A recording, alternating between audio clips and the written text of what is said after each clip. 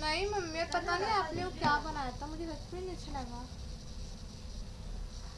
चाय बहुत tasty with Parle ji.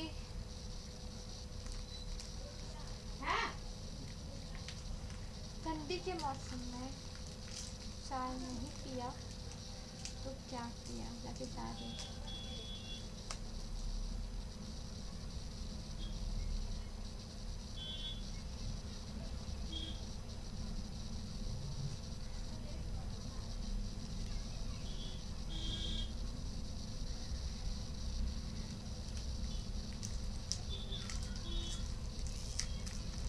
Life is your, so enjoy your life.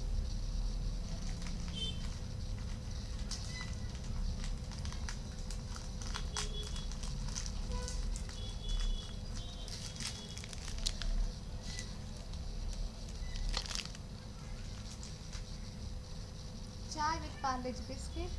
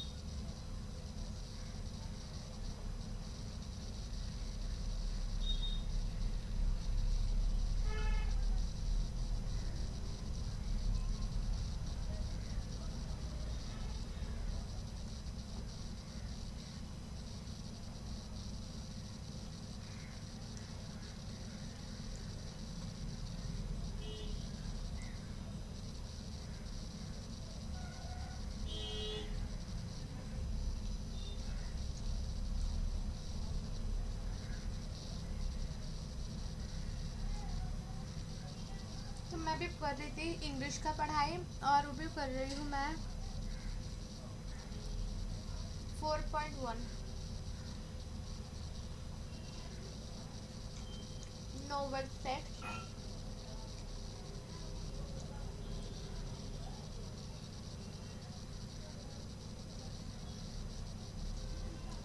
ये video कोई भी देख रहा हो तो प्लीज़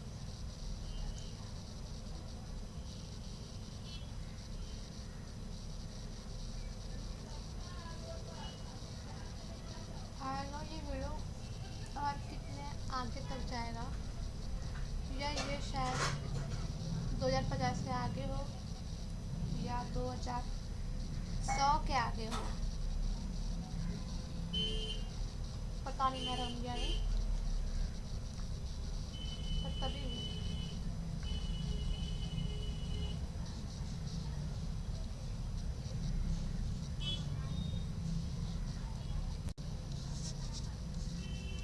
भी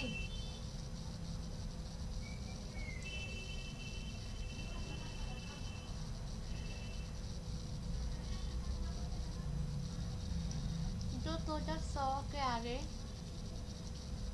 अपन 2100 नहीं कह सकते, मतलब 21 सेंचुरी, जो कि 21 सेंचुरी के आगे होगा वो होगा। हाँ ओके, जो 21 सेंचुरी के आगे जो मेरे वीडियो देख रहे हैं, आप लोग की ज़िंदगी जीनी चाहिए मेरे जैसे।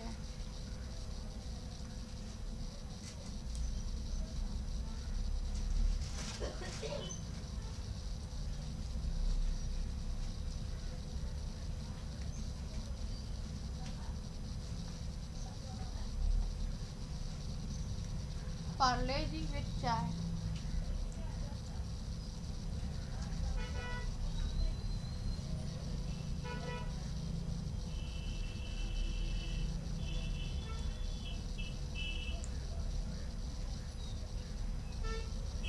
उस वक्त तुम लोग शायद तुम लोग का गाड़ियाँ उड़ने वाली रहेंगी और हमारे यहाँ साइकिल। चलाने वाले रहेंगे। उस वक्त शायद तुम्हारी गाड़ी उड़ेंगी, हम साइकिल चलाएंगे। और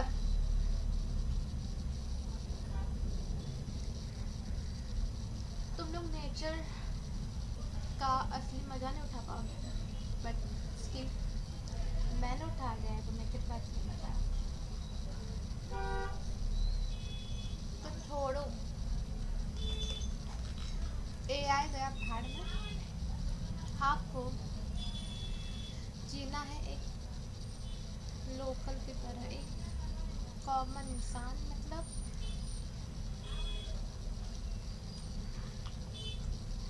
एक ऐसा इंसान जो कि दिन भर मेहनत करता है बाहर जाके और उसे पैसे मिलते हैं, एंड देन पैसे नहीं मिलते तो भी चलेगा, पर आप ऐसा ही काम करना कि आप एक जंगल में जा रहे हैं, वहाँ लकड़ी काट कर ला रहे हैं, एंड देन भाजी आप अपना खेत लगा रहे हैं, भाजी उगा रहे हैं। नॉट आर्टिफिशियल यार, ये सब बिल्कुल का मतलब है, सब नेचुरली तरीके से होना चाहिए। लगा रहे हैं और वही भाजी लगा रहे हैं, और बाद में सुबह से रात पर शाम के 6-7 बजे तक आपने भाजी का काम किया, उसे आपने लगाया, और बाद में रात को 6 बजे आते वक्त थोड़ी सी भाजी निकाल लिए हैं और घर पे आके खुद अपने हाथों से बना के खाना। That's called as a life. And then अपने छोटे से परिवार के साथ खुशी खुशी बातें करना, 2-3 घंटे टाइम स्पेंड करना, that's called as a life. And और आपको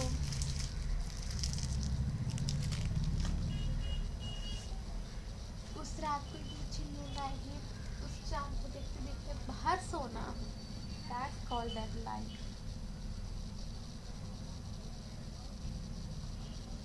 आने वाले 21 सेंचुरीज के बच्चों को बिल्कुल नहीं मिलने वाली, बट वी आर 20 सेंचुरीज बच्चे हैं।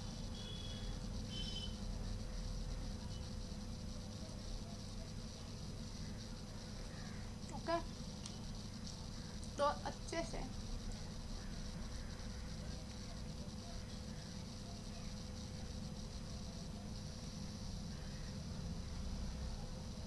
ऐड अप, उस वक्त आप लोग को चाय बनाना आता भी होगा नहीं, स्टिल गेट अ रेसिपी। चाय बनाने के लिए हम लोग क्या चाहिए, बर्तन लेना है फर्स्ट।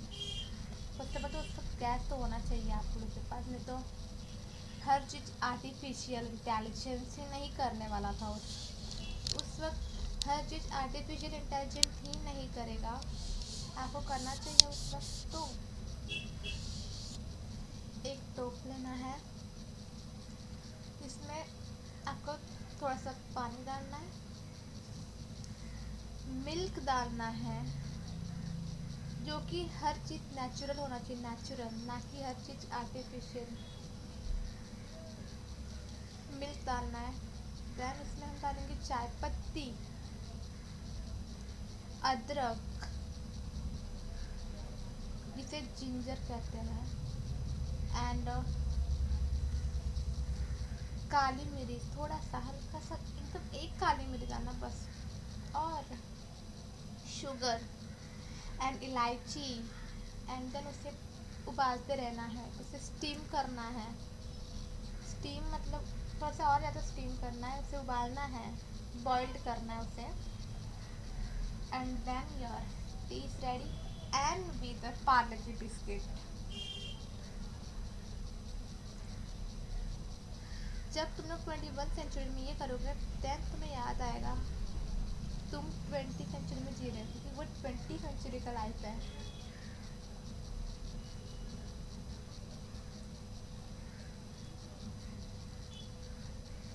खाना सबको आता है, पर जो कि ऐसा चीज़ खाता है जो ऐसा कुछ स्वाद या ऐसा कोई हेल्दी खाता है, तो that's called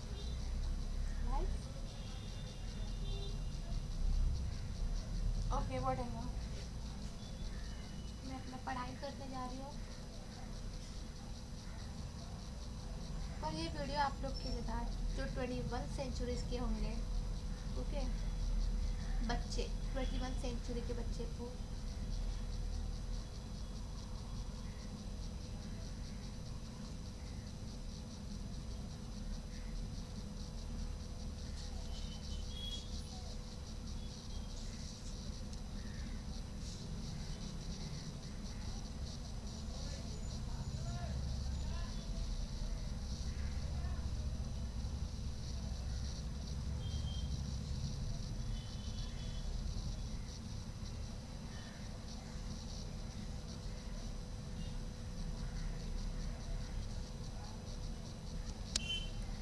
4.1 Nobel HSC important.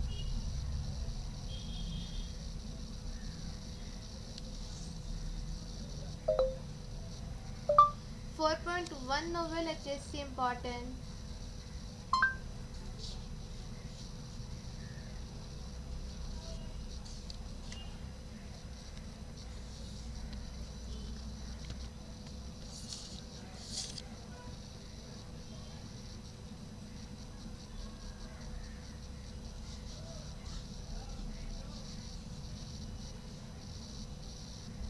करता हूँ आपके अपने प्रतिक्रिया 11-12 अकेडमी पे। दोस्तों आज के सेशन में अगर हम बात करें तो आज हम शुरुआत करने वाले हैं हमारे नॉवेल वाले सेक्शन के साथ ही साथ मैंने ऑलरेडी पोयम आपको जो आने वाले एग्जामिनेशन में वो भी मैंने कवर करा दी और आने वाले दिनों में प्रोज भी आपको क्या कवर करा दूंगा। आज के सेक्शन में अगर मैं बात करूं तो आज मैं आपके पहले नॉवेल से स्टार्ट करने वाला हूं और यहाँ पे एक चीज होती है, हर साल देखा जाता है कि जो स्टूडेंट्स होते हैं अगर किसी सेक्शन से बहुत ज्यादा डरते हैं, घबराते हैं, वह होता है नॉवेल सेक्शन। लेकिन मैं आपको बता दूं अगर आप एक सही तरीके से अगर नॉवेल को पढ़ रहे हैं, समझ रहे हो कि नॉवेल में एक्चुअली चीज क्या है, तो सबसे जो इजीएस्ट पार्ट बन जाता है वो आपका यही वाला पार्ट बन जाता है। ठीक है, आप मेरे साथ बने रहो, मैं आपको एक एक चीज सिखाने वाला हूँ, एक एक चीज मैं यहाँ पे बतलाऊंगा। ठीक है, और यहाँ पे अगर बात करूँ, अगर आप चाहते कि ये जो सीरीज है वो बरकरार रहे तो फटाफट से प्यारा सा कमेंट नीचे कर देना, क्योंकि आपका एक कमेंट हमारे मोटिवेशन के लिए बहुत ज्यादा जरूरी होता है दोस्तों।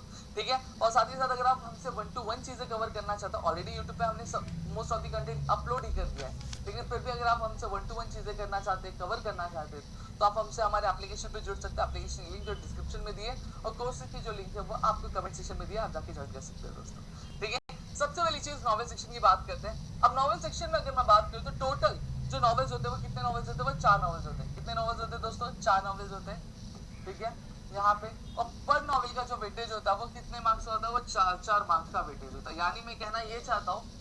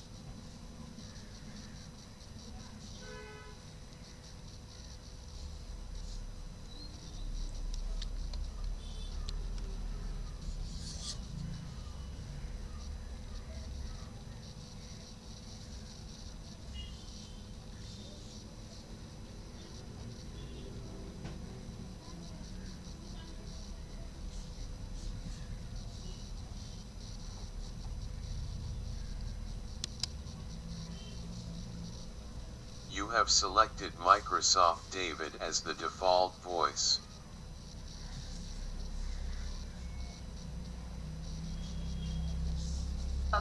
कि टोटल जो नॉवेल का वेटेज है वो 16 मार्क्स का है। कितने मार्क्स है, 16 मार्क्स का है। अगर आप ये सोच रहे हो कि मैं इसको ड्रॉप कर दूं, भाई ड्रॉप नहीं करना है। ठीक है, बहुत अच्छे से बहुत मजे तरीके से आपको एक एक चीजें करनी है। आप मेरे साथ बने रहो, चीजें आपके लिए आसान हम बना देंगे।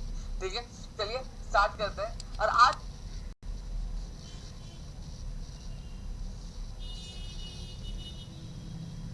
बेसिकली मैं आपका पहला नॉवेल यानी हिस्ट्री ऑफ नॉवेल ये चीज में जो स्टार्ट क्या करने वाला हूँ। यहाँ पे हिस्ट्री ऑफ नॉवेल की अगर मैं बात करूँ तो इस पर्टिकुलर नॉवेल से क्वेश्चन जो होते हैं वो आपके जनरली आते किस टाइप के आते, आपके ऑब्जेक्टिव टाइप के question most of the time पूछा जाता है, और पैटर्न भी यही कहता है कि हाँ इस अगर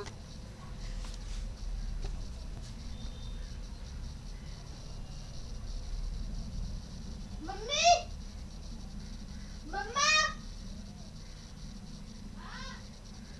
या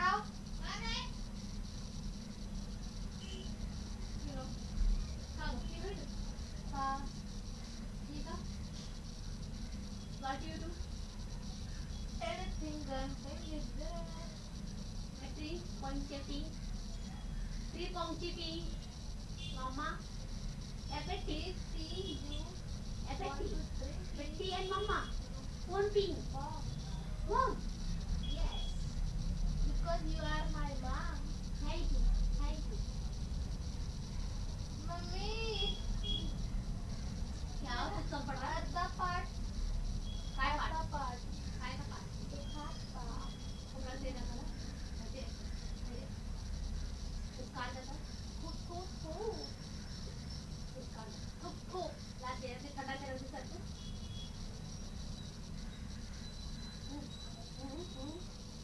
भाग धोना मैंने आज और कल भी दुख रहा था पर नाल पर तो एकदम हल्का सा ये हो रहा था नाचते कशाला ग हां, सावली इकडे आहे. नाल लागला. त्याची मावळे आहे. चपाती आहे. जेवण आहे. सरला आहे. सरला आहे. काय खाता? तुला काय बोलू?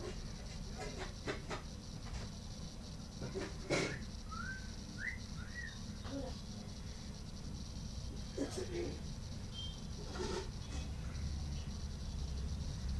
तू अंडाई बहिणी काय करा बेटा?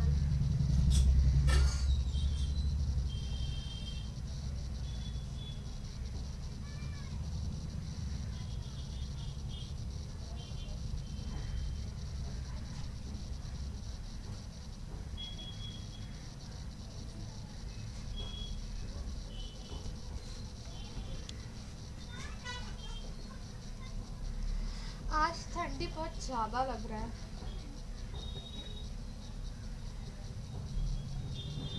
और सर दर्द हो रहा है फुल साइडेड मैं बहुत देर से बहुत पढ़ रही हूँ ना बहुत पढ़ रही हूँ बहुत आई नो वो बहुत कितना है पर पढ़ तो रही हूँ मैं नॉवल में से अगर कुछ आएगा तो ऑब्जेक्टिव टाइप ऑफ क्वेश्चन ही आएंगे, उसके अलावा आपको किसी भी तरीके के क्वेश्चन देखने नहीं मिलने वाले दोस्तों। ठीक है, चलिए शुरू करते हैं। सबसे पहली चीज अगर मैं बात करूं, अब यहाँ पे अब हिस्ट्री ऑफ नॉवल है तो बड़ा ऑब्वियस सी बात है, इतिहास की बात तो होगी ही। इतिहास में क्या चीजें चल रही थी, कैसे चीजें चल रही थी और क्या क्या चीजें यहाँ पर आई हमारे, उन सारी चीजों के बारे में हम यहाँ पे क्या बात क्या करें। आज यहाँ पे हम ये देखने वाले हैं कि नॉवल की शुरुआत किस तरीके से हुई। अब यहाँ पे जब मैंने इतिहास की बात कर ली है तो क्यों ना कुछ इतिहास के बारे में जान लें। हम सभी से जानते हैं कि हमारा जो पूरा जो अर्थ पे जितने भी नेशंस थे उसमें सबसे मोस्ट डोमिनेटिंग जो नेशंस रहे वो यूरोपियन नेशंस रहे। यूरोपियन नेशंस एक ऐसे नेशंस रहे जिन्होंने हर एक कंट्री पे क्या किया है, अपना कॉलोनीज का एस्टैब्लिश किया था। यानी अगर इंग्लैंड में अगर किसी तरह का बदलाव होता था, यूरोपियन नेशन में किस तरह का बदलाव होता था, तो वो सारे जो बदलाव है हमें पूरी दुनिया में देखने मिलते थे। सही बात है, हाँ सर बिल्कुल सही बात है। और हम सभी से जानते हैं कि पहले जो लोग हुआ करते थे वो ज्यादातर आपकी सुपरस्टिशंस हुआ करते थे, मतलब अंधविश्वास ही हुआ करते थे, जहाँ पे वो भूत प्रेत अलग अलग जो बिलीफ्स होते थे उसमें माना करते थे। यहीं पे अगर मैं बात करूँ तो इंग्लैंड यानी यूरोपियन नेशंस भी कुछ इसी तरह के नेशंस थे जहाँ पे लोग इस तरह की चीज़ों पे बहुत ज़्यादा बिलीव करते थे, गोस्ट में बहुत ज़्यादा बिलीव किया करते थे, वो ह्यूमैनिटी को कहीं ना कहीं क्या कम समझा करते थे। अब यहाँ पे अगर मैं बात करूँ तो अब 18th सेंचुरी जब आई तो लोगों की जो चेंजेस जो परसेप्शन था वो चेंज होने लगा। ठीक है, लोगों काम करने का तरीका था वो बदलने लगा और उस पीरियड को हम क्या एज ऑफ रिनाइसेंस क्या बोलते थे। उसी टाइम पे अगर मैं बात करूँ तो लिटरेचर में भी बहुत ज़्यादा बदलाव देखने मिला, जहाँ पे भूत प्रेत की बात की जाती थी, जहाँ पे जो मैं इमेजिनरी स्टोरीज के बारे में बात की जाती थी, अब वहाँ पे क्या हुआ कुछ ऐसे लिटरेचर आए जो क्या करते थे, जो लोगों से रिलेट करने वाली बातों को क्या लिखा करते हैं। अब कौन से दो लिटरेचर थे, इंग्लिश के दो लिटरेचर थे, पहला का नाम क्या था आपका पीरियोडिकल एसे, दूसरा क्या था नॉवल था। एग्जाम में क्वेश्चन आएगा कि 18th सेंचुरी में कौन से दो लिटरेचर आए, आप लिखोगे पीरियोडिकल एसे लिखोगे और दूसरा क्या लिखोगे नॉवल। अब ये दोनों ही जो थे ये बहुत ज्यादा फेमस हो रहे थे। क्यों लोग इससे रिलेट कर पाते, क्यों रिलेट कर पाते, रीजन क्या था? रीजन ये था दोस्तों कि जितने भी लिटरेचर थे, दो लिटरेचर ये इंटेलेक्चुअल बातें करते थे। इंटेलेक्चुअल बातें मतलब क्या होती है? इंटर समझदारी वाली बातें क्या करते थे, ठीक है, जिससे लोग रिलेट कर पाए, आलतू फालतू चीजों के बारे में बात नहीं किया करते थे। फिर दूसरी चीज अगर मैं बात करूं तो दूसरी चीज के बारे में बात किया था वो सेंटिमेंटल, लोगों के जो इमोशंस हुआ करते थे उसके बारे में बात किया करते थे। तीसरी जो चीज थी वो रियलिस्टिक बातें किया करते थे, आलतू फालतू बात नहीं करते, भूत होता है, ये होता है, वो होता है, इंसान हवा में उड़ता है, ठीक है, ये सारी चीजों के बारे में नहीं बात करते। जो एक्चुअल में जो चीज होती है उसी के बारे में बात करते हैं। जो प्रॉब्लम्स लोग फेस करते थे उस चीज के बारे में बात किया करते थे। जो क्राइसिस लोग फेस किया करते थे उस चीज के बारे में बात किया करते थे। लोगों को अपॉर्चुनिटी किस तरह की, ये सारी चीजों के बारे में वही क्या करते थे, बात क्या किया करते थे। और चौथा क्या था? Instant readers. अब इंस्टेंट रीडर्स मतलब क्या हो गया कि कहीं ना कहीं रीडर्स को एक तरीके 44 lakhs per annum.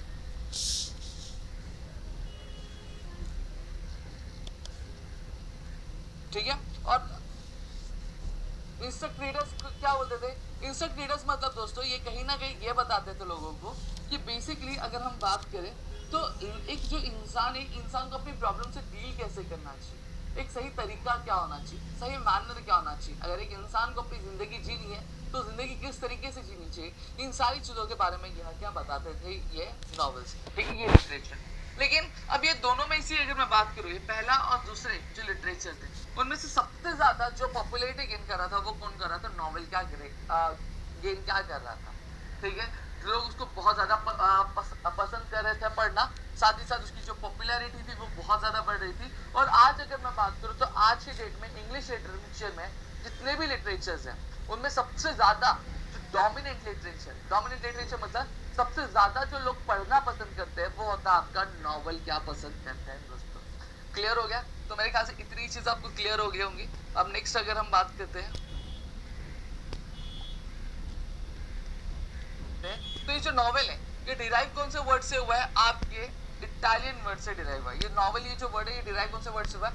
आपके इटालियन वर्ड नोवेला से डिराइव हुआ है। नोवेला मतलब क्या हो गया? न्यू, नया। समझ में आ गया?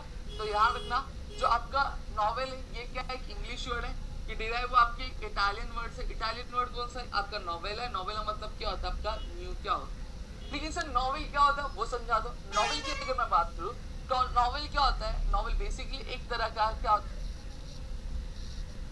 इमेजिनरी फिक्शन होता है। देखो यहाँ पे लिखा हुआ है It is the relatively long narrative fiction which describes the intimate human experience normally in prose form.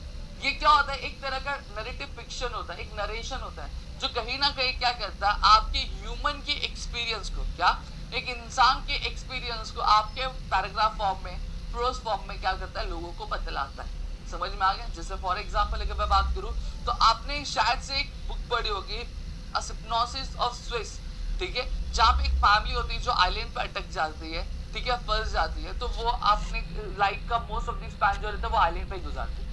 तो वो हमें बताते हैं कि जो ह्यूमन था वो आइलैंड पे किस तरह से पहुंचा, किस तरह से वो फंसा, फिर अपनी प्रॉब्लम्स को किस तरीके से सर्वाइव किया, ठीक है, वो भी एक तरह का नॉवेल ही है। वो क्या बता रहा है? वो यह बता रहा है कि भैया वो जो आइलैंड है वो आइलैंड पे लोग गए कैसे, जाने के बाद वो कैसे रह रहे थे, किस तरह से उन्होंने अपना सर्वाइवल किया, और फिर वहां से उन्होंने वो किस तरह से निकले, और कुछ लोग अगर रह गए तो क्यों रह गए, क्या रीजन था, उस चीज के बारे में बताता है। तो ये हमारा क्या होता है? नॉवेल। नॉवेल बेसिकली एक आपका क्या होता है? एक नरेटिव होता है। नरेटिव मतलब टेक्स्ट होता है जो ह्यूमन के एक्सपीरियंस को आपके पैसेज के फॉर्म में या फिर प्रोज के फॉर्म में क्या बतलाता है। फिर अब यहाँ पे अब नॉवेल के बारे में कुछ चीज है जो आपको भूलनी नहीं है। सबसे पहली चीज आपको क्या नहीं भूलनी है? भूलना ये कि जो नॉवेल है वो हर एक चीज को डिटेल में बताता है। मतलब जब जैसे for example you might have watch some kind of Hollywood movies या फिर बॉलीवुड मूवीज की बात करें, जब एक हीरो एंटर करता है तो जब हीरो एंटर करता है तो उसकी एक पर्टिकुलर एक चीज बताई जाती है, उसका कैरेक्टरिस्टिक बताया जाता है। आप देखोगे हर एक चीज डिटेल में बताई जाएगी, ठीक है, जैसे उसके बाल दिखाए जाएंगे, उसके हाथ दिखाते जाते, मतलब उसकी बॉडी स्ट्रक्चर पे एक एक डिटेल बताए। तीन चीजें जब आप नॉवेल पढ़ते हो तो नॉवेल में जब कभी भी किसी कैरेक्टर के बारे में बताया जाएगा तो उस कैरेक्टर के बारे में हर एक चीज बताई जाएगी। उसकी हाइट कैसी थी, वो दिखता कैसा था, उसका कलर क्या था, फिर उसके बाद अगर मैं बात करूँ उसका बॉडी स्ट्रक्चर क्या था, फिर उसके बाद अगर मैं बात करूँ वो भाषा कौन सी बोलता था, ये सारी चीजों के बारे में बताया जाएगा। उसमें अलग क्या था ये चीज के बारे में बताया जाएगा। ठीक है, जिससे कहीं ना कहीं आपके दिमाग में वो पर्टिकुलर चीज के बारे में एक पूरी पिक्चर क्रिएट हो जाएगी। जैसे फॉर एग्जांपल अगर मैं आपको बोलूं कि एक मोटा सा आदमी था, ठीक है, उसका सर बहुत ज्यादा बड़ा था, उसके बाल घुंघराले बाल थे, उसकी आंखें बहुत चमकदारी आंखें थे, तो इससे क्या होता है, इससे आपके दिमाग में पूरा एक इमेज क्रिएट होने लगता है कि बेसिकली अगर वो बंदा था, वो बंदा किस तरीके से दिखता था, या फिर कोई इवेंट के बारे में डिटेल में बताया जाता था। जैसे फॉर एग्जांपल मैं रात में जा रहा था, तो आपके मन में रात आ जाएगा, दोनों तरफ क्या जंगल ही जंगल थे और बीच में एक हाईवे जा रहा था, आपके अंदर में भी आ जाए, अचानक से एक भूतनी आ गई व्हाइट साड़ी पहनकर, काली कलर की बिंदी लगा के बड़ी सी, सही बात है। तो इससे क्या हो जाता है, इससे पूरा का पूरा आपके दिमाग में एक पिक्चर क्रिएट होने लगता है। तो नॉवेल यही करता है, सारी चीजों को बहुत बारीकी से मैं आपको बताएगा, जिससे आपके दिमाग में पूरा एक इमेज क्रिएट होना चालू हो जाएगा, अगर आप बहुत अच्छे से ध्यान से पढ़ रहे हो तो, ठीक है। साथ ही साथ अगर मैं बात करूं तो अगर हम ड्रामा पोइट्री की बात करें, ड्रामा पोइट्री मतलब क्या है, जहाँ पे पोइट्री के फॉर्म में आपको एक एक चीज एक्सप्लेन की जाती है, तो उसके फॉर्म में अगर मैं बात करूं तो ये समझना बहुत ज्यादा मुश्किल हो जाता है। क्यों? क्योंकि बहुत सारे हार्ड वर्ड्स यूज किए जाते हैं आपके लिए, जो एक कॉमन पर्सन के लिए समझना थोड़ा सा मुश्किल हो जाता है, ठीक है। लेकिन उसकी कंपैरिजन में अगर मैं बात करूं तो नॉवेल बहुत ही सीधी सादी भाषा में लिखी जाती है, ठीक है, जिससे कहीं ना कहीं आपके लिए ये समझना बहुत ज्यादा आसान बन जाता है कि पर्टिकुलरली ये जो नॉवल है किस चीज के बारे में बता रहा है, क्या क्या चीजें हमें बतला रहा है। साथ ही साथ अगर मैं बात करूं तो मॉडर्न एरा ने जो ये लिटरेरी प्रोज क्या अडॉप्ट क्या किया है, और साथ ही साथ अगर इस नॉवल की बात करूं तो ये नॉवल जो है कितना पुराना है, 2000 साल पुराना है। कितना पुराना है? 2000 साल क्या पुराना है। आपको एग्जाम में क्वेश्चन आ सकता है कि novel has a history of about dash years, तो आप लोग नहीं 2000 ईयर्स, ठीक है। फिर यहाँ पे बात करेंगे अब प्रीकर्सर। प्रीकर्सर मतलब क्या होता है? बैकग्राउंड। प्रीकर्सर मतलब क्या होता है? बैकग्राउंड। अब यहाँ पे सवाल ये उठता है, सर आपने कहा कि ये जो नॉवल है, ये नॉवल आपका 2000 साल का, लेकिन क्या 2000 साल के पहले या कोई ऐसी लिटरेचर नहीं थी जो लोग पढ़ना पसंद करते थे, जो बहुत ज्यादा पॉपुलर थी, जैसे नॉवल पॉपुलर थी? तो आपके लिए जो मेरा जवाब होगा, हाँ, ऐसी भी एक लिटरेचर थी जो बहुत ज्यादा क्या फेमस थी, लोग उसको पढ़ना बहुत ज्यादा पसंद करते थे। वो लिटरेचर कौन सी थी? वो थी ग्रीक रोमांसेस थी। कौन सी थी दोस्तों? वह थी आपकी ग्रीक रोमांसेस थी। जो ग्रीक रोमांसेस में था क्या, बेसिकली ग्रीक रोमांसेस में अगर मैं बात करूं तो कलेक्शन ऑफ टेल्स, कहानियों का पूरा क्या कलेक्शन था, कहानियां पूरी एक साथ क्या लिखी हुई थी। बेसिकली कहानी हुआ किस तरीके की हुआ करती थी? ये कहानी अगर मैं बात करूं तो जनरली आपकी इमेजिनेटिव और डिलाइटफुल स्टोरीज हुआ करती थी, जहां पे एडवेंचर्स के बारे में बात किया जाता था और प्यार मोहब्बत के बारे में बात किया जाता था, मतलब लैला मजनू के बारे में बात किया जाता था। समझ में आ गया? ठीक है। और ये जो लोगों ने बहुत ज्यादा पसंद किया, लोग पढ़ते भी बहुत चाव से पढ़ते थे, और कहीं ना कहीं अगले 1000 साल तक ग्रीक रोमांसेस के टक्कर में कोई आया ही नहीं। अब क्या सर, ग्रीक रोमांसेस में भी कुछ फेमस और ग्रीक टेल्स थे, हाँ, जैसे वर्जिल्स का इकोलॉग्स था, मैलोरीज मॉर्टेड ऑथर थे, जियोफ्रे चॉसर्स का द कैंटरबरी टेल्स थे। तो कुछ नाम है, तो आपको याद रखने लें। क्या ग्रीक रोमांसेस में आपके 3 थे? कौन से? वर्जिल्स इकोलॉग्स, मैलोरीज मॉर्टेड ऑथर, फिर जियोफ्रे चॉसर्स का द कैंटरबरी टेल्स। समझ में आ गया? Don't skip ahead here. Skip ahead.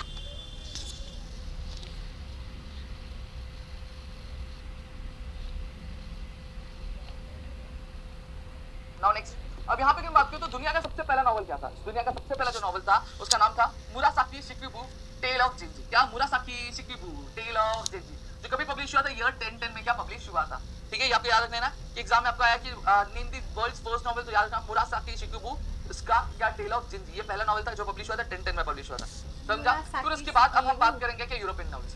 अब यूरोप में अब हमने 1010 में पब्लिश हुआ था मुरासाकी शिकिबु टेल ऑफ जिंजी, ये हुआ था 10।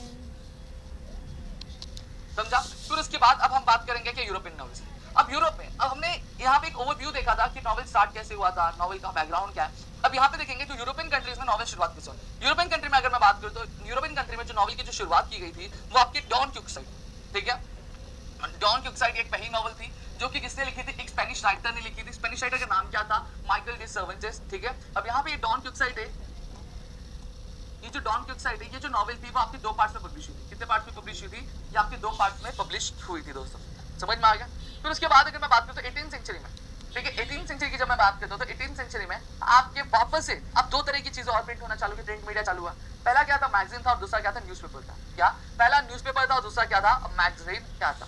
अब न्यूज़पेपर मैगजीन ने कहीं ना कहीं, देखो मार्केट में जरूरी नहीं है कि जब आप हो तो आपके अलावा कोई नहीं आ सकता, आपके अलावा भी कई सारे लोग आ सकते हैं, आपसे बेहतर लोग आ सकते हैं जो लोगों से और ज्यादा रिलेट कर पाए। सेम तरीके से यहाँ पे जब मैं चीजों के बारे में बात करता हूँ तो यहाँ पे अब 18th सेंचुरी में 2 तरह की चीजें और आई, एक था आपका मैगजीन और एक था आपका न्यूज़पेपर। अब ये जो मैगजीन और न्यूज़पेपर से लोग बहुत ज्यादा रिलेट कर पाए। अब क्यों रिलेट कर पा रहे थे? थोड़ी सी चीजें समझना ये जरूरी है। अब मैंने नॉवेल की बात की तो नॉवेल में जनरली हुआ क्या करता था, नॉवेल में जनरली प्यार मोहब्बत के बारे में चीजें लिखा हुआ करती थी, एडवेंचर्स के बारे में चीजें लिखा हुआ करती थी, सही बात है। लेकिन यहाँ पे अगर मैं बात करूँ तो हमारी जो सोसाइटी है वो आपकी 3 स्टैंडर्ड में डिवाइड की जाती है। एक होता है अपर क्लास वाला, ठीक है, एक होता है आपका मिडिल क्लास और एक होता है आपका लोअर क्लास होता है, ठीक है। अब अपर क्लास तो अपना बहुत एक लग्जरियस लाइफ जी रहा है, सही बात है, जहाँ पे इसके पास पैसे हैं, टाइम भी है कि ये सारी चीजों को पढ़ सकता है। लेकिन जो मिडिल क्लास और लोअर क्लास वाला बंदा है वो कहीं ना कहीं अपनी प्रॉब्लम्स में, अपनी दिक्कतों में, अपनी महंगाई में क्या हुआ अटका पड़ा है, सही बात है, ठीक है। तो उसके पास ये टाइम नहीं है कि वो भाई प्यार मोहब्बत के बारे में चीजें पढ़े। तो इस वजह से जब आपके मैगजीन्स और आपका न्यूज़पेपर आया तो कहीं ना कहीं जो मिडिल क्लास के लोग थे और जो लोअर क्लास के लोग थे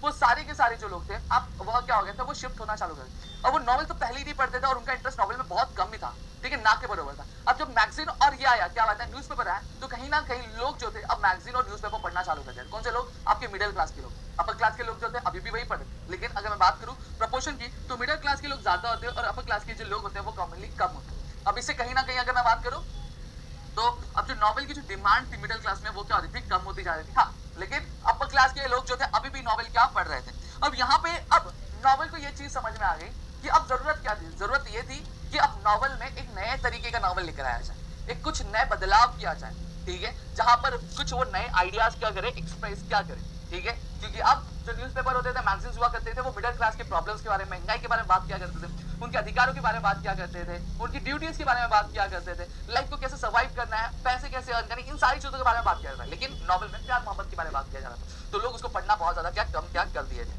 ठीक है, ना कि बराबर। अब यहाँ पे अगर मैं बात करूँ तो अब कहीं ना कहीं एक नए तरीके का नॉवल क्या अब अरोज होना चालू है, एक नए तरीके का नॉवल यहाँ पे पब्लिश होना चालू है, एक ऐसा नॉवल जहाँ पे रियलिज्म, स्पिरिट ऑफ रियलिज्म होता था। स्पिरिट ऑफ रियलिज्म मतलब क्या हो गया, जो लोगों की प्रॉब्लम थी उसके बारे में बात किया जाता था, लोगों की जो दिक्कतें थी उसके बारे में बात किया जाता था, जो महंगाई थी उसके बारे में बात किया जाता था, और साथ ही साथ अगर मैं बात करूँ तो उनकी जो चीजें जो खराब हो रही थी, ठीक है, उनके जो अधिकार उनसे छीन लिए जा रहे थे, उन सारी चीजों के बारे में क्या बात किया जाता। और साथ ही साथ अगर अब उसमें बात करूँ तो डिनायल ऑफ रोमांसेस था। डिनायल ऑफ रोमांसेस मतलब क्या हो गया, मतलब जहाँ पे प्यार मोहब्बत के बारे में बोला जा रहा था, बात किया जा रहा, और वो जो चीजें थी अब वो थोड़ा थोड़ा क्या कम होते हुए हमें यहाँ पे दिखाई क्या दे रही थी, ठीक है। साथ ही साथ अगर मैं बात करूँ तो अब ये नॉवेल्स के फीचर्स क्या थे, ये नॉवेल्स बहुत ज्यादा इंथुसियाज्म थे, पैशन थे और रोमांस भी थे, लेकिन बहुत ना के बराबर थे, ठीक है। अब यहाँ पे इंग्लैंड की बात कर रहे हैं, इंग्लैंड 1740, क्या इंग्लैंड 1740 की बात है, जो कि बेसिकली 18th सेंचुरी। अब यहाँ पे अगर मैंने आपको बात किया, मैंने आपको यह बात चीज बताई कि जो 18th सेंचुरी हुआ करता था, 18th सेंचुरी में, अब देखो यहाँ पे, अब आप बोलेंगे सर 1740 को आप 18th सेंचुरी क्यों बोले, इसको 18th सेंचुरी ही बोला जाता है, ठीक है। जैसे फॉर एग्जाम्पल अब भी जो हमारी सेंचुरी चल रही है वो 21st सेंचुरी चल रही है, समझ में आ गया। हालांकि जो ईयर चल रहा है वो 20th सेंचुरी चल रहा है, लेकिन इसको हम 21st बोलते हैं, समझ में आ गया। यह चीज मेरे ख्याल से आप लोगों को क्लियर होगी, 2 मिनट गाइस,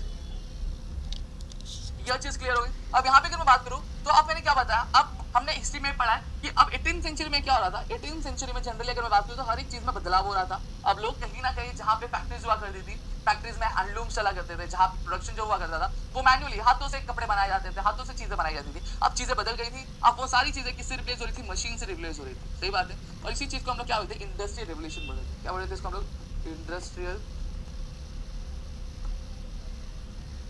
चीज को हम लोग क्या बोलते हैं, इंडस्ट्रियल रेवोल्यूशन क्या बोलते हैं। अब इंडस्ट्रियल रेवोल्यूशन होने की वजह से कहीं ना कहीं अब जो लोअर क्लास के लोग थे अब उनका भी कहीं ना कहीं अगर मैं बात करूं तो उनकी भी तो मिडिल क्लास का जो पॉपुलेशन था अब वो क्या होने लगा था, धीरे धीरे बढ़ने लग गया था। क्या होने लगा था, धीरे धीरे बढ़ने लगा, सही बात है ना। ये लोअर क्लास के लोग थे, इनकी इनकम बढ़ी, अब ये कौन सी कैटेगरी में आ रहे थे, तो आपके मिडिल क्लास की कैटेगरी में क्या अब इंक्लूड होना क्या चालू हो गए। अब इंक्लूड होना चालू हो गए थे, रीजन क्या था मैंने अभी समझा आपको, increase in trade and commerce, और दूसरा क्या था, इंडस्ट्रियल रेवोल्यूशन, सही बात है। अब क्या हो रही थी, अब प्रोडक्शन मैन्युअली के बजाय क्या हो रहा था, मशीनों से हो रही थी, जिसकी वजह से प्रोडक्शन बहुत ज्यादा हो रहा था, प्रोडक्शन बहुत ज्यादा हो रहा था तो बाइंग और सेलिंग भी बहुत ज्यादा बढ़ गया था, जिससे लोगों का इनकम क्या बहुत अच्छा क्या हो रहा था। अब जब लोगों की इनकम अच्छी बढ़ती है तो लोगों का जो स्टैंडर्ड ऑफ लिविंग होता है वो भी क्या होता है, बढ़ने लगता है। तो यही हुआ, people occupy an elite status, जो लोग थे अब वो एक अच्छा खासा स्टेटस क्या अक्वायर क्या कर रहे थे। डन। अब यहाँ पे अगर मैं आगे की बात करूँ, अब कहीं ना कहीं अब हमने क्या देखा, अब हमने ये देखा कि जो नॉवेल्स थे अब वो नॉवेल्स में क्या हो रहा था, नॉवेल्स में बेसिकली अगर मैं बात करूँ तो रियलिस्टिक चीजें बात हो रही थी, लोगों की प्रॉब्लम्स के बारे में बात किया जाता, लोगों के अधिकारों के बारे में बात किया जाता, लोगों की जो जिम्मेदारी थी उसके बारे में बात किया जाता, अगर लोगों की जो लाइफ है, अगर उस लाइफ में अगर प्रॉब्लम से कैसे सॉर्ट आउट करना है, कैसे डील करना है, उन सारी चीजों के बारे में बात किया जाता। तो कहीं ना कहीं अब सोसाइटी में आपकी बहुत सारी कम्युनिटीज होते हैं, क्लास होते हैं, ठीक है। अब उसमें एजुकेटेड जो क्लास था वो कहीं ना कहीं क्या कर रहा था, वो अब ये जो नया तरीके का नॉवल आया था, कौन सा, जहाँ पे लोगों के बारे में बात किया था, लोगों की प्रॉब्लम्स के बारे में बात किया था, उसको बहुत ज्यादा अप्रिशिएट कर रहे थे, क्या कर रहे थे, अप्रिशिएट कर रहे थे, और उसको पढ़ना बहुत ज्यादा क्या पसंद कर रहे थे। फिर वहीं पे अगर मैं बात करूं तो अब जो नॉवल डिजाइन था आपके मिडिल क्लास और लोअर क्लास के लिए मैंने अभी बताया, जहाँ पे लोगों के अधिकारों के बारे में बात किया जा रहा था, टू मीट देयर बिलोंगिंग्स, ठीक ठीक है, और साथ ही टू वॉइस देयर एस्पिरेशन, मतलब उनकी जो आवाज थी, वो जो प्रॉब्लम्स फेस कर रहे थे, जो महंगाई वो फेस कर रहे थे, उसके खिलाफ आवाज उठाने में हेल्प कर रहा था, और साथ ही साथ उनके अधिकार जो थे वो अधिकार मिलने में देने के लिए वो भी क्या कर रहा था, बहुत ज्यादा क्या हेल्प क्या कर रहा था। ठीक है, अब यहाँ पे अगर मैं बात करूँ तो कहीं ना कहीं जो ड्रामा था, जहाँ पहले नॉवेल्स में आपके प्यार मोहब्बत के बारे में बात किया जा रहा था, एडवेंचर्स के बारे में बात किया जा रहा था, वो धीरे धीरे क्या हो रहा था, कम होते था, फीडिंग अवे मतलब क्या हो रहा था, धीरे धीरे क्या गायब होते हुए क्या दिखाई दे रहा था। अब यहाँ पे अगर मैं बात करूँ तो अब जो नॉवेल थी वो क्या थी, कॉम्बिनेशन थी, किसकी ड्रामा भी हुआ करता था, पोइट्रीज भी हुआ करता और कई अलग अलग फीचर्स भी क्या इंक्लूड हुआ करते। और वो ड्रामा पोइट्री और फीचर्स किस चीज के बारे में हुआ करते हैं, वो बेसिकली पॉलिटिकल इश्यूज के बारे में हुआ करते थे, सोशल जो इश्यूज हुआ करते थे उसके बारे में, कल्चरल हैपनिंग्स जो हमारे कस्टम्स हैं, जो हमारी परंपराएं चला करती थी, ठीक है, जो प्रॉब्लम्स थी बहुत ज्यादा, जो गलत परंपराएं चल रही थी, गलत कस्टम चल रहे, उन सारी चीजों के बारे में बात किया है, और साथ ही साथ साइंटिफिक हैपनिंग्स के बारे में बात किया है, जो नए इन्वेंशंस हो रहे थे, जो नई चीजें यहाँ पे आविष्कार की जा रही थी, उन सारी चीजों के बारे में यहाँ पे बात किया जा रहा था दोस्तों। नेक्स्ट अब यहाँ पे हमने देखा कुछ, अब यहाँ पे जो समझने वाला पार्ट था हमने पूरा समझ लिया। अब मेजर नॉवेलिस्ट के बारे में बात करेंगे 18th सेंचुरी। अब 18th सेंचुरी में कुछ मेजर नॉवेलिस्ट कौन थे, ठीक है, सबसे पहली चीज कौन थे, जॉन बनियान, ठीक है, 1678, ठीक है, इन्होंने कौन सा नॉवेल लिखा था, पिलग्रिम्स प्रोग्रेस लिखा। फिर वही एप्रा बेन थी, 1688 में उन्होंने ओरोनुकु नॉवेल लिखा था, ये याद करना आपको, एप्रा बेन ने क्या लिखा, ओरोनुकु लिखा। फिर डैनियल डॉप्पे की क्या थी, रॉबिन्सन क्रूसो, डैनियल डॉप्पे जो लिखा किसने, रॉबिन्सन क्रूसो और माइल फैंडर्स ने लिखा, ठीक है। फिर जॉन बुनियान ने 1678 में लिखा था, 1678 में लिखा था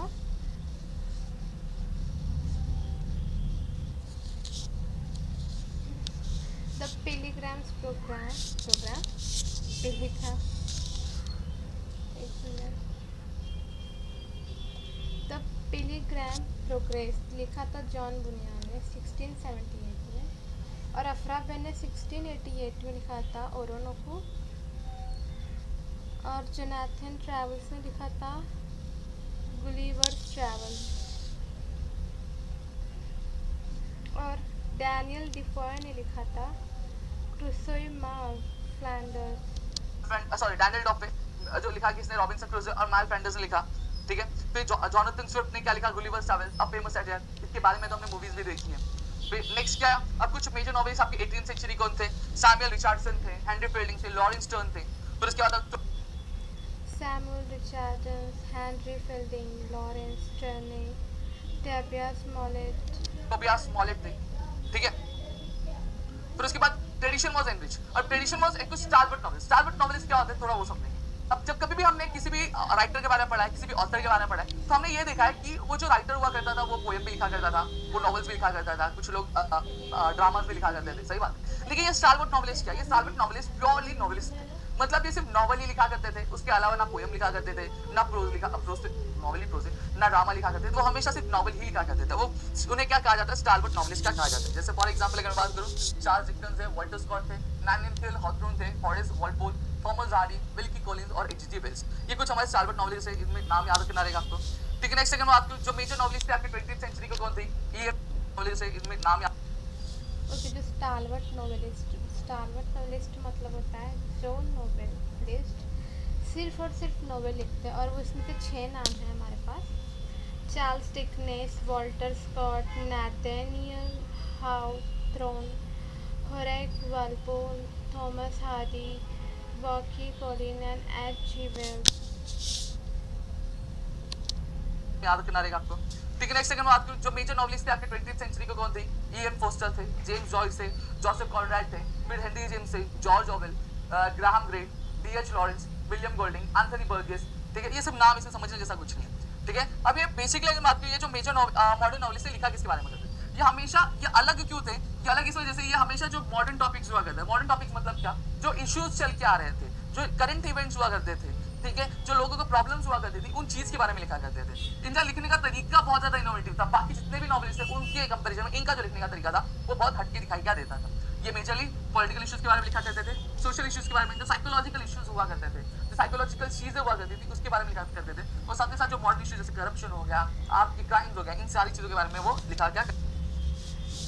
जो मेजर नॉवेलिस्ट जो कि 20th सेंचुरी में होते थे, मॉडर्न टॉपिक्स या इनोवेटिव स्टैंड्स या fighting circumference of genre by writing political, social, psychological and other modern issues, इस बारे में लिखा करते थे। उनका नाम है E.M. Forster, James Joyce, Joseph Connor, Henry James, George Orwell, Graham Greene, D H. Lawrence, William Golding, Anthony Burgess. करते थे। अब कुछ इमाइग्रेंट ऑथर्स, और व्हाट डू यू इमाइग्रेंट, सबसे पहले चीज माइग्रेंट समझो। माइग्रेंट मतलब क्या होता है, हम एक पर्टिकुलर प्लेस पे रह रहे हैं, ठीक है। जब हम क्या करें, एक पर्टिकुलर प्लेस से दूसरे पर्टिकुलर प्लेस पे किसी भी रीजन की वजह से क्या करते हैं, मूव करते हैं, तो उसको हम लोग क्या बोलते हैं, माइग्रेट करना बोलते हैं, ठीक है। अब इमाइग्रेंट ऑथर्स मतलब क्या हो गया, कुछ ये ऐसे ऑथर्स है जो अपनी जो इनकी होम कंट्री थी, उस होम कंट्री पे ही रहकर इन्होंने बहुत अच्छे अच्छे नॉवेल्स लिखे हैं, ठीक है, और पूरे वर्ल्ड फेमस है। जैसे फॉर एग्जांपल सलमान भाई, सलमान रुश्दी जो इंडिया से है, फिर बीएस नेपॉल जो त्रिनिदाद से थे, फिर काजुओ इशिकुरा जो कि आपके जापान से। ये इमाइग्रेट ऑथर सलमान रुश्दी इंडिया से, वी.एस. नाइपुल ट्राइनिडैड, वी.एस. नाइपुल ट्राइनिडैड से, सलमान रुश्दी इंडिया से, और काजुओ इशिकुरा जापान। आपके क्या है, आपकी इमाइग्रेंट नॉवेलिस्ट ऑथर्स हैं, ठीक है। अब यहाँ पे देखो, हमने हर बार देखा है कि जो औरतें होती है वो पुरुषों के साथ कंधे से कंधा मिला के क्या चलती है, और ये बात कहीं ना कहीं बहुत ज्यादा सच है, ठीक है। तो यहाँ पे कुछ वुमेन्स के बारे में भी लिखा हुआ है, जैसे एवेलिना, ठीक है, जो कि एवेलिना ये नॉवल था, किसने लिखा था, फ्रांसिस बर्नी लिखा था। गॉथिक नॉवेल्स किसने लिखा, एन रेडक्लिफ ने लिखा था। फिर फ्रैंकस्टीन जो नॉवेल बेसिकली किस पे बेस्ड थी, साइंस पे बेस्ड थी, किसने लिखा था, मैरी शेले ने लिखा था, ठीक है। फिर उसके बाद जैन ऑस्टिन, ठीक है, ruling the mind of the people. अभी जैन ऑस्टिन कहीं ना कहीं ये क्या करते थे, ये जो चीज थी ये आपके लोगों के माइंड को बहुत ज्यादा रूल की थी। ब्रॉन्टे सिस्टर एमिली और चार्लेट ने कौन सा लिखा था novel, the Wuthering Heights and Jane Eyre लिखा था। फिर मैरी एंड एवंस आलियास, ठीक है, जॉर्ज एलियट, इन्होंने साइकोलॉजिकल नॉवेल्स। फिर वर्गिन वुल्फ जो कि कहीं ना कहीं आपके पायनियर मतलब क्या होता है, ये शुरुआत करने वाली थी, क्या मतलब ये आपके एक नई तरीके का नॉवेल का टेक्निक जो था, उसकी शुरुआत जो एस्टैब्लिशमेंट किया था, जिसको हम लोग क्या बोलते हैं, स्ट्रीम ऑफ कॉन्शियसनेस। ये जो तरीका था किसने स्टार्ट किया था, वर्गिना वुल्फ ने क्या स्टार्ट किया था। फिर उसके बाद अगर मैं बात करूं अगाथा क्रिस्टी, ये जो नॉवेल थी किस पे बेस्ड थी, क्राइम पे बेस्ड नॉवेल्स क्या थी। अब यहाँ पे हमने पूरे वर्ल्ड का देख लिया, तो नॉवेल थी किस पे बेस्ड थी, क्राइम पे बेस्ड नॉवेल्स क्या थी। अब यहाँ पे हमने पूरे वर्ल्ड का देख लिया। Now let us talk about the Indian scenario में नॉवेल का क्या हाल था, वो हम लोग देख लेते हैं, ठीक है। अब इंडिया में अगर बात करें जो सबसे पहली नॉवेल थी वो कौन सी नॉवेल थी, राजमोहन स्वाइप, ये पहली नॉवेल थी जो किसने लिखी थी, आपके बंकिम चंद्र चट्टोपाध्याय ने लिखी थी। आगे चलकर इसे क्या किया गया था, इसे दर्शाया भी गया था सिनेमैटिक पिक्चर के फॉर्म में, ठीक है, द इंडियन फील्ड करके नाम था। तो यहाँ पे मैं बात करूँ तो इंडियन जो नॉवेलिस्ट हुआ करते थे कौन सी चीजों पे लिखा है, दो इनका हुआ करता था, पहला नेशनलिस्टिक वर्च्यूज हुआ करता था और सोशल इश्यूज। नेशनलिस्टिक वर्च्यूज मतलब क्या हो गया, हम सभी से जानते हैं हमारी जो कंट्री हुआ करती थी वहाँ पे कॉलोनी एस्टैब्लिश थी किसके, ब्रिटिश। तो हमें कहीं ना कहीं आजादी चाहिए, तो आजादी से रिलेटेड नॉवेल्स हुआ करती थी, लिखा करते थे, और साथ ही साथ सोशल इश्यूज जैसे सती प्रथा थी। फिर उसके बाद अगर मैं बात की पॉलीगैमी थी, पॉलीगैमी मतलब जहाँ पे एक जो पुरुष होता है वो एक से ज्यादा शादियां करता है, ठीक है। ये सारी इश्यूज पे भी क्या नॉवेल्स क्या वो लिखा करते थे। फिर अगर मैं बात करूं तो यहाँ पे तीन तिगाड़ा काम बिगाड़ा, लेकिन ये जो तीन तिगाड़ा काम बिगाड़ा था ये अपने लिए नहीं, ये दूसरों के लिए काम बिगाड़ते थे। ये बहुत फेमस ट्रायो था नॉवेलिस्ट का, एक का नाम है मुल्क राज आनंद, आर.के. नारायण और राजा राव। ये तीनों मिलकर बहुत अच्छे अच्छे नॉवेल्स का लिखा करते थे। अब यहाँ पे अगर मैं बात करूं अपलिफ्टेड, अब जो नॉवेल्स का जो एक स्टैंडर्ड था जिन लोगों ने बढ़ाया था उनका नाम देख लेते हैं, अनिता देसाई, नयनतारा सहगल, अरुण जोशी, मनोहर मालगांवकर, ठीक है। ये कुछ आपके फेमस नॉवेलिस्ट हैं जिन्होंने कहीं ना कहीं जो इंडियन नॉवेल्स का स्टैंडर्ड जो था बढ़ा दिया था, और कहीं ना कहीं नॉवेल्स लिखने का जो तरीका था उसमें एक रिवोल्यूशन लाया था। अब यहीं पे अगर मैं बात करूं जो इंडियन नॉवेल्स, कुछ इंडियन नॉवेलिस्ट जिन्होंने नॉवेल के अंदर कुछ नए फीचर्स भी लिखा है, जैसे अमिताभ घोष, ठीक है, विक्रम सेठ और आपका उपमन्यु चैटर्जी, ये नाम आपको याद कर लेने। फिर यहाँ पे कुछ नॉवेलिस्ट थे जिन्होंने बहुत अच्छा परफॉर्मेंस दिया, बहुत अच्छे अच्छे नॉवेल लिखे थे। एक का नाम है सलमान रुश्दी, ठीक है, अरविंद अडिगा, अरुंधति रॉय, फिर किरण देसाई और किरण नागरकर यहाँ पे हमें दिया हुआ है। फिर अब यहाँ पे हमने ऑलमोस्ट नॉवेल की चीजें कवर कर ली। अब यहाँ पे हम जो पढ़ने वाले कुछ बेसिक टर्मिनोलॉजीज के बारे में पढ़ने वाले हैं जो हमने पहले देखे। यहाँ पे देखो मैं फटाफट आपको बताना चाहूंगा, नॉवेल ये जो वर्ड है आपका डिराइव कौन से वर्ड से हुआ था, इटालियन वर्ड नोवेला से हुआ था। ये जो इटालियन वर्ड नोवेला था ये आपके इटालियन वर्ड नोवेल से डिराइव हुआ, जिसका मतलब क्या होता है, एक type of narrative pros fiction which is shorter than a full length novel. ये जो नोवेला था ये नोवेल वर्ड से डिराइव, जिसका मतलब क्या होता है, एक जो शॉर्ट स्टोरी, शॉर्ट फिक्शन जो कि एक लॉन्ग नरेटिव से बहुत ज्यादा छोटी होती है, जैसे समरी टाइप हम कह सकते हैं, ये ठीक है। अब इसमें से कुछ फेमस आपकी नॉवेल्स कौन से थे, the heart of darkness Joseph Conrad ने लिखा था, the turn of the screw Henry James ने लिखा था, फिर बिल लिबर्ट जो किसने हर्मन मेलविन का लिखा था, डन। फिर एलिमेंट्स क्या थे नॉवेल्स के वो देख लेते हैं। टोटल 6 एलिमेंट्स आपके नॉवेल और नॉवेला के, ये सारी चीजें हम लोग यहाँ पे कवर करने वाले। जब कभी भी एक ऑथर नॉवेल लिखा करता था तो ये सारी चीजों को ध्यान में रखता था। थीम की अगर बात करूँ, थीम बेसिकली क्या होता है, एक सेंट्रल आइडिया होता है। जैसे फॉर एग्जाम्पल अगर हम स्पाई की अगर कोई नॉवेल पढ़ते हैं तो उसका थीम क्या होती है, जासूसी, सही बात है। भूतिया नॉवेल पढ़ते हैं, एक हॉरर थीम होता है। तो थीम मतलब बेसिकली किस टॉपिक पे या फिर किस सब्जेक्ट पे बेस्ड होता है नॉवेल, उस चीज को हमें क्या बोलते हैं, थीम होते हैं। प्लॉट क्या होता है, अब प्लॉट की जब अगर मैं बात करता हूँ, प्लॉट मतलब जो ट्विस्ट होते हैं, ठीक है। प्लॉट मतलब पहले ये चीज होनी चाहिए, जैसे फॉर एग्जांपल अगर मैं बात करूं कोई रोमांस वाला दिखाया जाता है तो रोमांस में पहले हीरो के बारे में बताया जाएगा, हीरोइन के बारे में बताया जाता है, फिर उसके बाद हीरो और हीरोइन कौन से बैकग्राउंड से बिलोंग करते हैं उसके बारे में बताया जाता है, फिर वो दोनों मिलते कैसे उसके बारे में बताया जाता है, फिर दोनों को प्यार कैसे होता है उसके बारे में बताया जाता है, फिर प्यार होने के बाद वो कैसे अलग होते हैं, अलग होने के बाद उनके बाद क्या क्या प्रॉब्लम फेस होनी पड़ती है, फिर उसके बाद आगे चल के वो मिलते हैं कि नहीं मिलते हैं। ये पूरा कहानी का प्लॉट है कि पहले ये सीन आना चाहिए, फिर ये सीन आना चाहिए, फिर ये सीन आना चाहिए, फिर ये सीन आना चाहिए, तो उसको हम लोग क्या बोलते हैं प्लॉट बोलते हैं। ये सिंपल प्लॉट होगा। अब कॉम्प्लेक्स प्लॉट क्या होता है, जहां पर बहुत सारे अलग अलग प्लॉट आते हैं।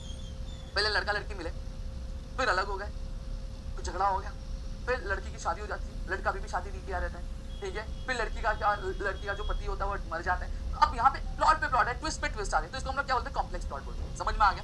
फिर कैरेक्टर की बात करूं, जो कैरेक्टर्स होते हैं बेसिकली जो आपके रोल्स होते हैं, जैसे हीरो हीरोइन है, ठीक है, एक लड़का है एक लड़की है, एक का नाम राज एक का नाम सिमरन, डीडीएल, समझ में आ गया। तो ये राज क्या था कैरेक्टर, सिमरन क्या थी कैरेक्टर, समझ में आ गया। तो वैसे हर एक पोएम में, हर एक नॉवेल में कैरेक्टर होता है, ठीक है। क्या बोला, characterization is related to the plot as the course of event take place because of the certain behaviour of the character. सही बात है ना, कि अगर नॉवेल में, अगर कोई भी स्टोरी में अगर कोई इवेंट हो रहा है तो इवेंट होता है कैसे, किसी भी पर्टिकुलर कैरेक्टर के बिहेवियर से होता है। अगर लड़का लड़की का प्यार ही नहीं हुआ रहता तो दोनों अलग ही नहीं होते, कहानी नहीं बनती। तो ये दोनों के बिहेवियर की वजह से ही आगे की स्टोरी फॉर्म हो रही है। सही बात है। तो इस चीज को हम लोग क्या कैरेक्टर्स बोलते हैं। कैरेक्टर मतलब समझो बस।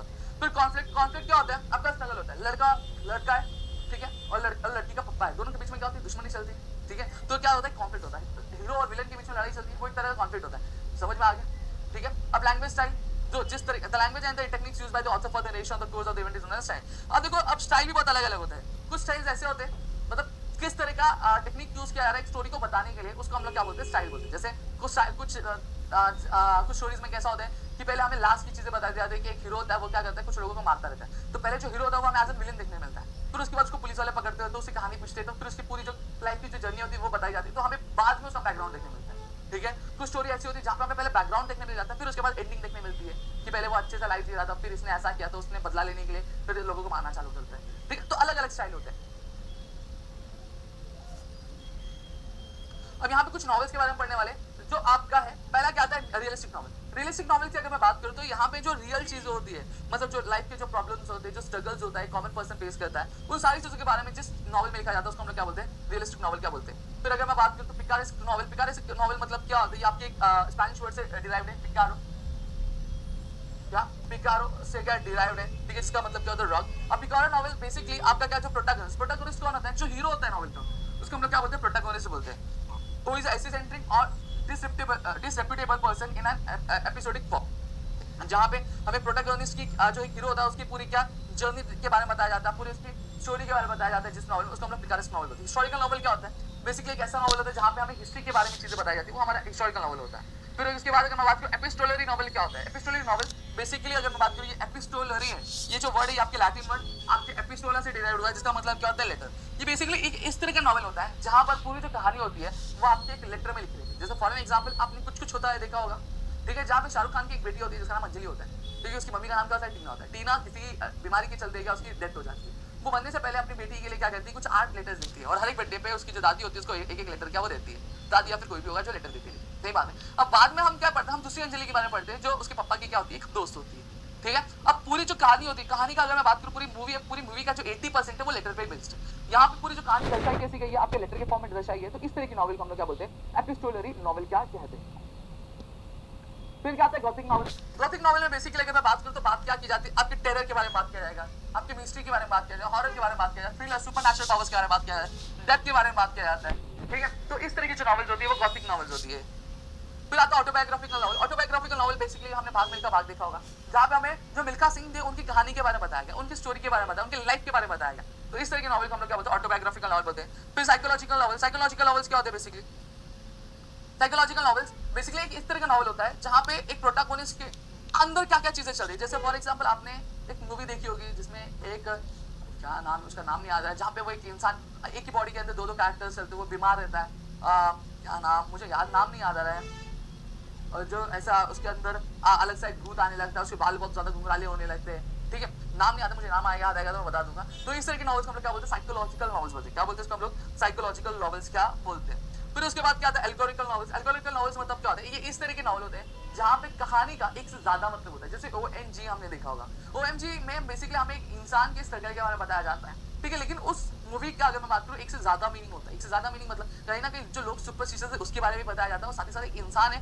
उसका पर्टिकुलर जो प्रॉब्लम है उसके बारे में बताया जाता है, ठीक है। अब वो प्रॉब्लम आपका हो सकता है, पॉलिटिकल प्रॉब्लम हो सकता है, ठीक है, रिलीजियस प्रॉब्लम हो सकता है, या फिर हिस्टोरिकल प्रॉब्लम हो सकता है, या फिर फिलोसॉफिकल प्रॉब्लम हो सकता है, ठीक है। फिर यूटोपियन या फिर डायस्टोपियन नॉवल क्या होता है? यूटोपियन एक बेसिकली आपका एक इस तरह का नॉवल होता है जहाँ पे इमेजिनरी कम्युनिटी, या फिर अगर मैं बात करूँ एक सोसाइटी के बारे में बताया जाता है। जैसे हमने अवतार मूवी देखी, अवतार में क्या देखा जाता है, एक इस तरह की एक इस तरह की दुनिया है जहाँ पे एक बहुत लंबे लंबे हाइट के ब्लू कलर के लोग रहते हैं, अपनी लाइफ क्या जीते। हमने एक इस तरह की भी नॉवल देखी है जहाँ पे एवेंजर्स हुआ करते हैं, ठीक है। तो ये आपके क्या होते हैं, यूटोपियन या फिर डायस्टोपियन नॉवेल्स क्या होते हैं। फिर क्या आता है आपका स्ट्रीम ऑफ कॉन्शियसनेस आता है। स्ट्रीम ऑफ कॉन्शियसनेस क्या है बेसिकली, अगर मैं बात करूं, it means the flow of thoughts inserted in the plot or in the sequence of their appearance.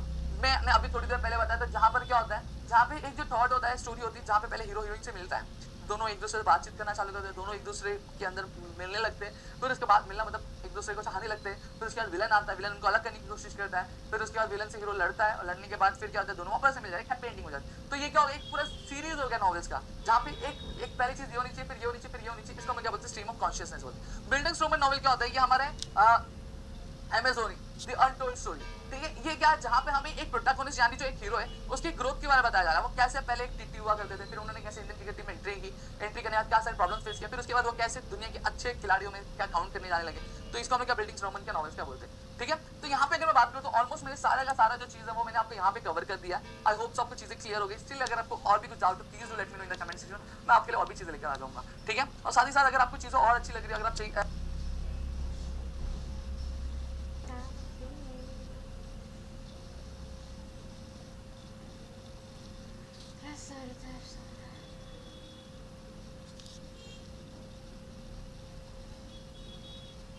यहाँ से इतना स्वर्ग है।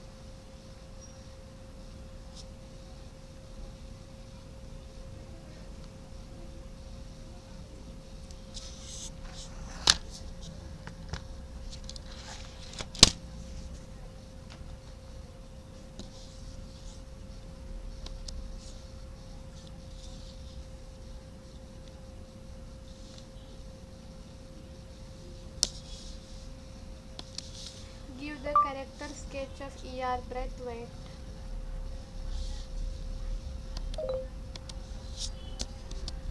Give the character sketch of ER Braithwaite.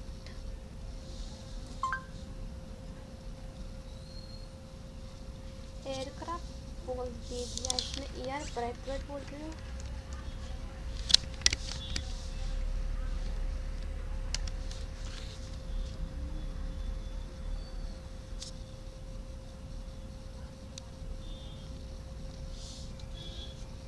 English literature के स्टूडेंट्स की एक बहुत कॉमन प्रॉब्लम है, और वो कॉमन प्रॉब्लम ये है कि एक नॉवल में इतने सारे कैरेक्टर्स होते हैं, तो आखिर करें तो कौन से कैरेक्टर की कैरेक्टर स्केच को प्रिपेयर करें एग्जाम्स के लिए। सपोज आपके सिलेबस में मैकबेथ है। अब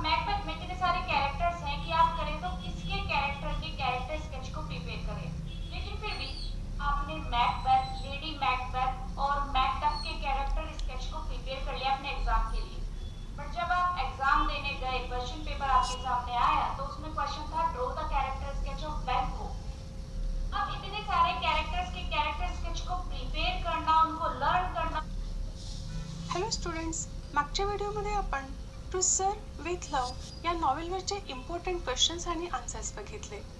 या व्हिडिओमध्ये आपण या नॉवेलमधील इम्पॉर्टंट कॅरेक्टर्स घेणार आहोत. या नॉवेलमध्ये पुष्कळ कॅरेक्टर्स आहेत, पण आपण महत्त्वाचे 5च कॅरेक्टर्स या ठिकाणी घेणार आहोत. विद्यार्थी मित्रांनो, कॅरेक्टर स्केच लिहिताना तुम्हाला ती व्यक्ती कोण, काय करते, त्याचे गुणविशेष इत्यादी सर्व लिहायचं आहे. या ठिकाणी आपण 2 स्टुडंट्सचे कॅरेक्टर स्केच घेणार आहोत, Denham and Miss Joseph.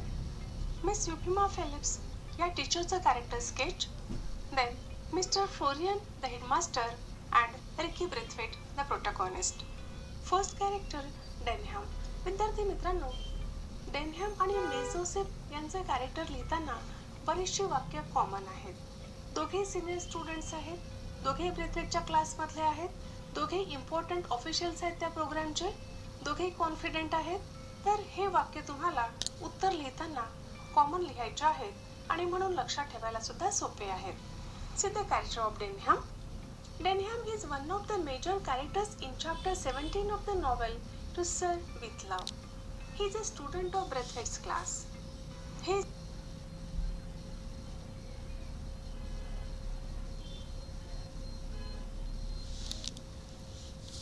Okay.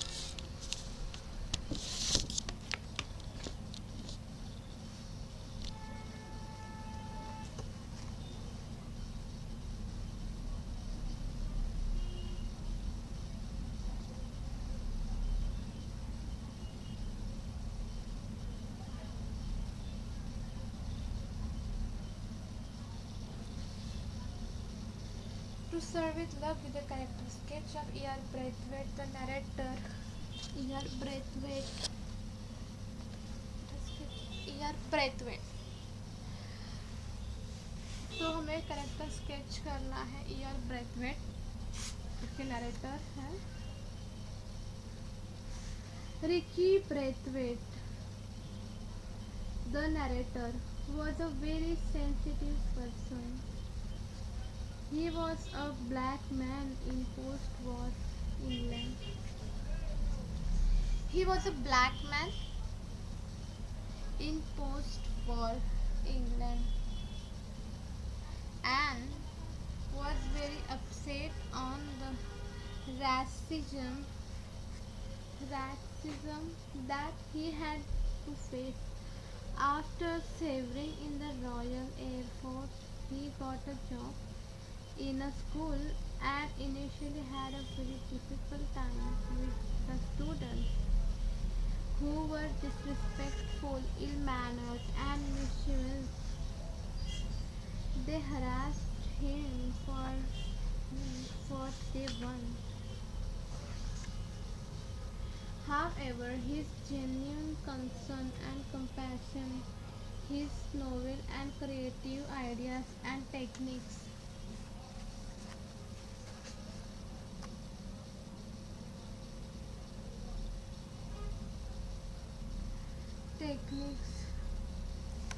मेरा सर दर्द बहुत